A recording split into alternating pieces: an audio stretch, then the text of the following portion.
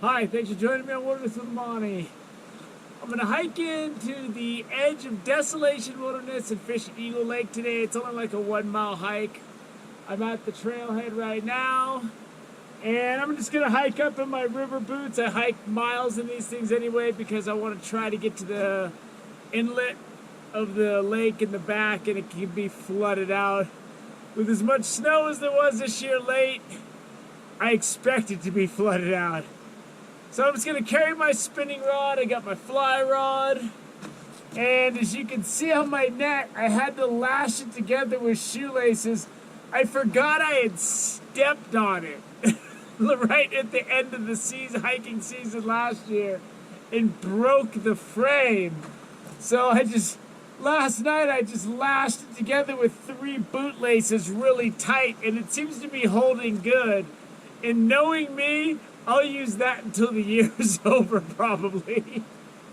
But we're gonna roll. I mean, why not? The top of my fly rod case is a sandwich spread lid because holes formed in it and pieces of the rod started dropping out. So I capped it with a sandwich spread lid that's cracked apart, but I have another lid I've been saving for months to replace that one with. So everything's gonna be good this year.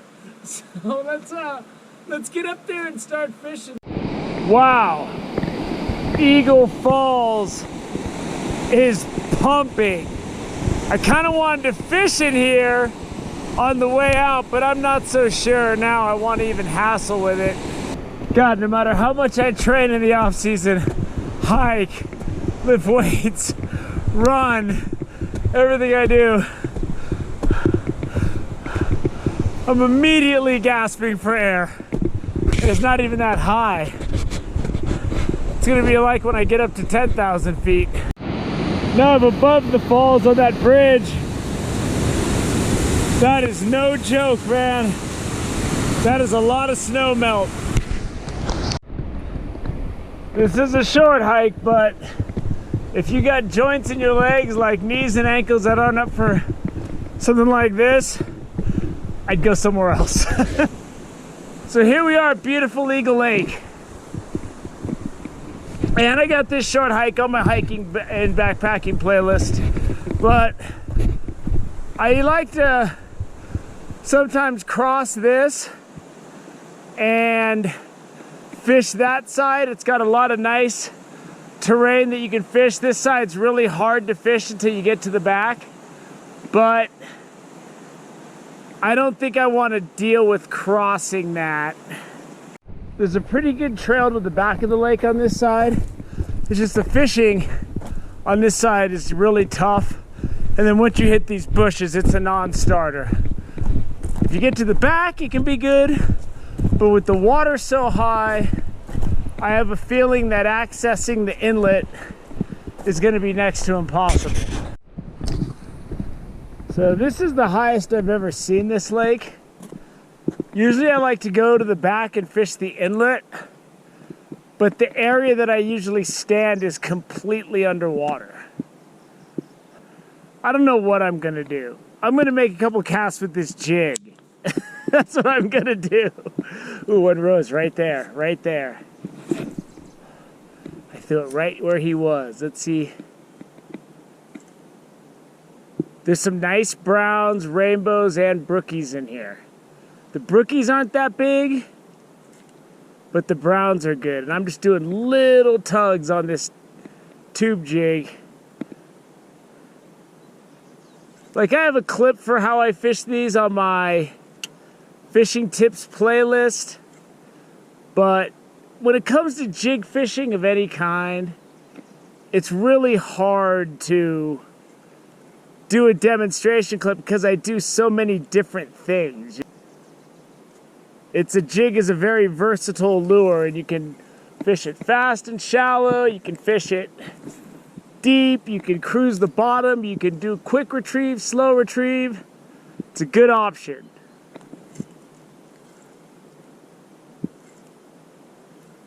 But we'll see if this option actually works. We're cruising. There we go. See, that's what you got to do. You got to watch your line when it's sinking. I put that on just to say I think I got a hit, and then I threw it out, and when it was sinking, my line shot out. So you just got to learn to watch your line. And I'm fishing barbless, all artificial catch and release today. And it's a nice brookie.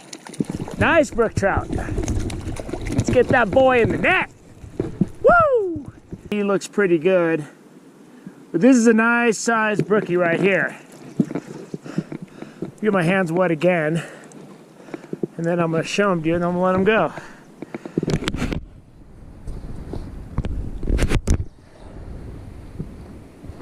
It's a good sized brook trout for California standards. That's a nice fish. Fat brookie, beautiful colors. Look at his red belly. Get him back in there. Jigs are supreme for brookies, and I'll show you what I did. So I'm using this barbless tube jig. This is the Power Bait brand, 1/16 ounce. And when you're fishing jigs, jigs aren't always a bite situation where you're gonna feel the hit. And a lot of times, fish will hit it when it's sinking. So when you throw it out, your line's loose on the water, you gotta watch your line because it'll go boom, boom. You'll see the hit. Don't even try to reel it in. Don't try to get it tight. Just set the hook. Just set. Anything suspicious, just set. When in doubt, set. I might as well try to get closer to the river mouth. The reason that I'm just reluctant to even deal with it is because it's kind of tricky getting over these boulders right here. I'm not in the tricky mood. I'm in the flat ground. Maybe I'll fall, maybe I won't mood. I'm not in the if something goes wrong, you're gonna snap your leg mood. Those are two completely different moods. As I suspected, that is completely flooded out back there. Getting pretty good range on this marabou jig. They're not hitting it. I've only made one cast though, so I'm really jumping the gun on the assessment there. I usually fish this in the deeper section right over there, and this is one of the few places where I've had really good luck with brown trout in a lake on marabou jigs. Usually marabou jigs and lakes aren't great, but I can get this way out there. See if something's cruising by. This looks like a woolly bugger. Just fishes a little faster. I'm going back to my flat rock. It looks like we're just going to not be able to fish very much stuff today up here. It's just the water's so high, that whole shore is cut off, and I don't want to risk going in because I'm going to be up here for a couple days, sleeping in my car. And there's no chance of fishing that because I can see water at the back of the bushes. And the area where you usually can stand is completely submerged. So I think we're about done with this spot. My first cast with this marabou jig, I got a big hit. What I'm doing is I'm throwing it way out there. I'm letting it sink like a 20 count. 1, 2, 3, 4, 5, 6, 7, 8, 9, 10, 11, 12, 13, 14, 15, 16, 17, 18, 19, 20. And then I'm doing short little tugs. I'm trying to keep it on as straight of a trajectory as possible. I don't want it sinking. I don't want it rising and sinking very fast. I want to swim it in like it's a woolly bugger. And as soon as I threw it out there, man, I made like 5 tugs and I got a hit. Now that could be the only hit of the day because that's how fishing goes. And I watch my lure, so I see when I tug it, that's what it looks like. You always want to watch your lure, know what your lure's doing. Marabou jig, I got to keep this tension tight because it's got I'm fishing all barbless. That can always be tricky. It's another nice brookie. These brookies are nice size though, man. Like, you know, I'm sure if you go up to Canada and stuff, there's big brook trout. California, this is a good brook trout. And look at him swimming in that net. He's ready to go. Always make sure they're nice and strong before I get them out. And maybe we can get this guy next year when he's even bigger. That's a nice brook trout right there. Woo!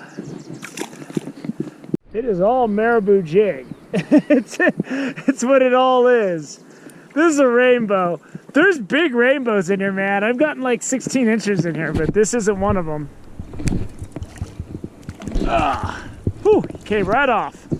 But it's a nice little wild trout. Not the big guy I'm looking for. Starting to think I want to go down and see if I can't pull something out of that raging creek. So I'm going to do this for a little longer. The sun's just coming out. I've only been fishing for like an hour and a half or so. Okay, hands nice and wet. This is a one-hander. Nice dark colors on this wild rainbow. Let's get him back in the water. He's got a lot of growing to do. So I'm heading my way back to the front of the lake. If I catch something up there, I'm going to make a couple casts. I'll squeeze it in before the conclusion. I've been fishing long. The sun's just coming out. I don't want to stand on that one rock back there and just keep casting different stuff. When I fish an alpine lake, I like to explore shoreline, move around, and, you know, in the great tradition of explorers, Ponce de Leon, Ferdinand Magellan, Neil Armstrong, Wilderness with Amani. I like to be able to see what's around the next horizon, the next bend of the stream. Everything's so cut off right now because the water's so high. It's just not. I'm not enjoying myself just standing on that rock. I loved catching those nice brookies. Don't get me wrong, that was gold. So I'm gonna say farewell to Eagle Lake really quick. And I'm going to come back later in the fall when the water's lower and I can fish the other side and without having to risk falling in. And I can move around that big shoreline over there. There's just tons of fishing opening over there. It's just right now there's really nowhere to go. It's not very good. So with that said, thanks for joining me on Wilderness with Amani. Until next time.